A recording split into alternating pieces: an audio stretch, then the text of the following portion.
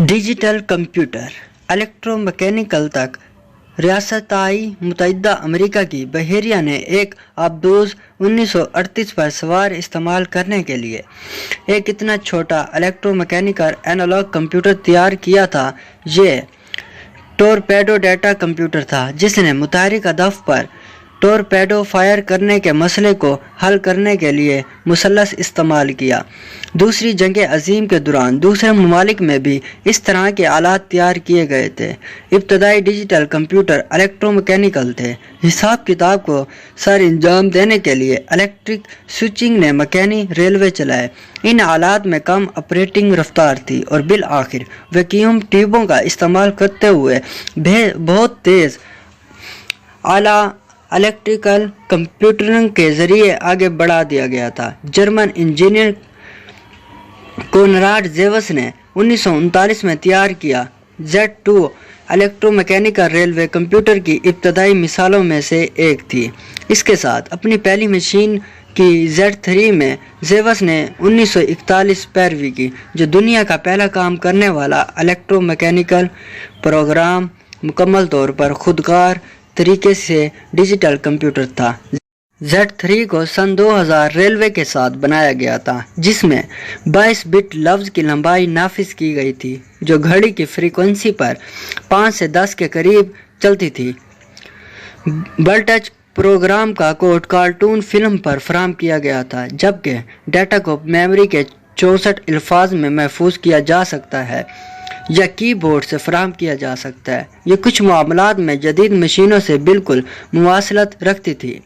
Floating point number جیسے متعددہ پیش قدمی کی رہنمائی کرتی تھی۔ اس سے زیادہ سختی سے نافذ کرنے والے اشارے نظام کی بجائے بائنری سسٹم کا استعمال کرنے کا مطلب یہ تھا کہ اس وقت دستیاب ٹیکنالوجی کے پیش نظر زیوس کی مشینیں بنانا آسان اور ممکنہ طور پر زیادہ قابل اعتماد تھا۔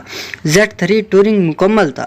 الیکٹرونک سرکٹ عناصر نے جلد ہی الیکٹرونک خالصتاً اپنے میکینیکل اور الیکٹرو میکینیکل مساوات کی جگہ لے لی۔ اسی وقت جب ڈیجیٹل حساب کتاب اس نے اینالاگ کی جگہ لی تو اس وقت جب ڈیجیٹل حساب کتاب نے اینالاگ کی جگہ لی، انجینئر ٹامی پول لندن میں پوسٹ آفس ریسرچ اسٹیشن میں کام کر رہے تھے۔ 1930 کی دہائی میں ٹیلی فون ایکسچینج الیکٹرونک کے ممکنہ استعمال کی تلاش کرنا الیکٹ کے لیے شروع ہو گئی۔ تجرباتی سامان جو اس نے سن 1934 میں بنائے تھے، 5 سال بعد اس نے کام کیا ٹیلی فون ایکسچینج نیٹ ورک کے ایک حصے کے ہزاروں ویکیوم ٹیوبوں کا استعمال کرتے ہوئے الیکٹرونک ڈیٹا پروسیسنگ سسٹم میں تبدیل کر دیا گیا۔ یونیورسٹی نے 1942 میں ایٹاناسف بیروی کمپیوٹر تیار کیا اور اس کا تجربہ کیا۔ یہ پہلا خودکار الیکٹرونک ڈیجیٹل کمپیوٹر تھا۔ یہ ڈیزائن بھی آل الیکٹرونک مکینی طور پر گھومنے والے مشین تھا اور میموری کے لیے ڈھول میں کیپیسٹر لگائے ہوئے تقریباً 300 ویکیوم ٹیوبیں استعمال کرتی تھی۔ دوسری جنگ عظیم کے دوران بلیچلے پارک میں انگریزوں نے خفیہ کردہ جرمن فوجی مواصلات کو توڑنے میں متعدد کامیابیاں حاصل کی۔ جرمن خفیہ کاری مشینی انگیگا پر پہلے الیکٹرو میکینیکل بمبوں کی مدد سے حملہ کیا تھا، جو اکثر خواتین چلاتے تھے۔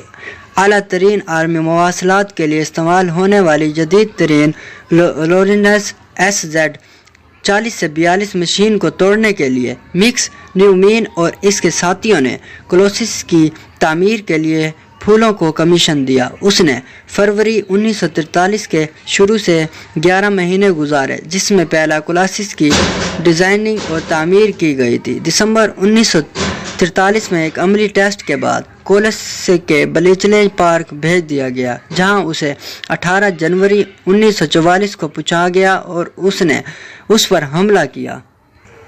مارک II تیز اور آسان کام تھا، جس نے ضابطہ کشائی کے عمل کو بہت تیز ہی کر دیا گیا تھا۔